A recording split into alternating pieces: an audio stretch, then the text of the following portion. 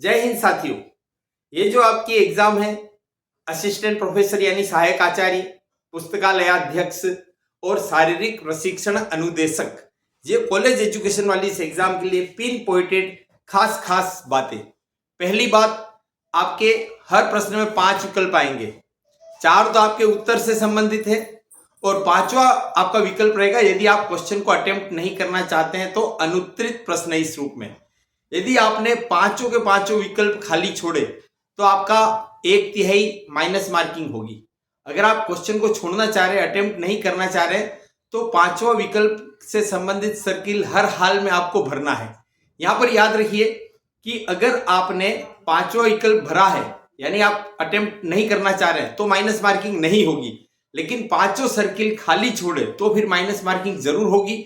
और कुल क्वेश्चन के 10% यानी आपके 50 प्रश्न है, 5 प्रश्न भी अगर आपने बिल्कुल पांचों के पांचों सर्किल खाली छोड़ दिए तो ऐसे 10% से अधिक खाली छोड़ने की स्थिति में आपको परीक्षा से डिबार कर दिया जाएगा। इस जो आप 5वां विकल्प भर रहे हैं ना, इसके लिए आपको अतिरिक्त रूप से 10 मिनट मिलेंगे, यानी आपकी परीक्षा 2 घंटे की है, लेकिन आप 5वां विकल्प अनुत्तरित प्रश्न भरना चाह रहे हैं, ये आपको भरना जरूरी है, इसलिए आपको इसके लिए 10 मिनट एक्स्ट्रा मिलेंगे, यानी आपकी एग्जाम का टाइम 2 घंटे 10 मिनट हो गया है। आपको करंट नवंबर 2023 तक ही पढ़ना है, उससे आगे का पढ़ करके अपना समय और ऊर्जा बर्बाद मत करिए। नवंबर 2023 यानी पिछली सरकार तक, क्योंकि उस समय तक चुनाव का परिणाम भी नहीं आया था, वोटिंग भी नहीं हुई थी और नई सरकार का गठन भी नहीं हुआ था, तो आपके डाटाज नवंबर 2023 तक के रहेंगे। यद्यपि हम जान रहे कि 25 नवंबर को इलेक्शन हो चुका था, लेकिन फिर भी तब तक लगभग पेपर आपका बन चुका था। यहां पर एक चीज ध्यान रखिए कि डॉट 11 बजे के बाद चाहे 1 सेकेंड भी ऊपर हो जाएगा, आपको चाहे आप कितने भी राजनीतिक या प्रशासनिक दबाव लगा लीजिए, आपको परीक्षा में एंट्री नहीं मिलेगी। तो बाद में रोने कलपने से, इधर उधर हाथाजोड़ी करने से फायदा तो कुछ होगा नहीं। तो ज्यादा अच्छा ये है कि आप निर्धारित समय से पहले ही अपने वहां पर सेंटर पर पहुंच जाइए।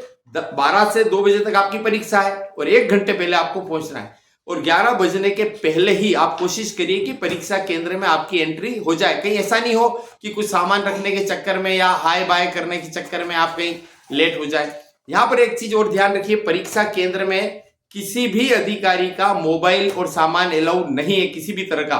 तो आप जब अपने परीक्षा केंद्र पर पहुंचे तो थोड़ा पहले ही किसी दुकान, किसी घर, किसी परिचित के यहाँ या फिर वाहन में ही अपना सारा सामान रख दीजिए, क्योंकि कईयों के परीक्षा केंद्र अपने गांव या अपने कस्बे या अपने शहर से बाहर दूसरी जगह भी आया है, तो फिर वहां पर आप सर्दी का समय बहुत सारे सामान लेकर के जा रहे होंगे, तो किसी भी तरह से आप सोचेंगे परीक्षा केंद्र में हमको सामान रखने मिल जाएगा, वहां चपरासी को 10-20 रुपए दे देंगे और वो सहूलियत, बिल्कुल कोई सहूलियत नहीं मिलेगी। आपको जो भी करना है परीक्षा केंद्र के बाहर किसी परिचित के यहाँ तालमेल बिठा के अपना सामान रख लीजिए। 10 से 12 होती है एग्जाम, इस बार 12 से 2 बजे का समय इसीलिए रखा गया है ताकि सर्दी है तो आपको ज्यादा सर्दी महसूस नहीं हो। तो अनावश्यक कोई सामान लेकर के जा रहे हैं उन सबको आप यथासंभव मिनिमम रखिए।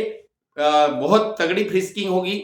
सीनियर आरएएस और सीनियर आरपीएस ऑफिसर्स इस पूरी व्यवस्था को देख रहे हैं। नई सरकार का यह पहली एग्जाम है, तो इसमें किसी तरह की कोई नरमी नहीं बरती जाएगी, कोई रिस्क नहीं लिया जाएगा। आपके सिलेक्शन के लिए अग्रिम बधाई, शुभकामनाएं, धन्यवाद, जय हिंद।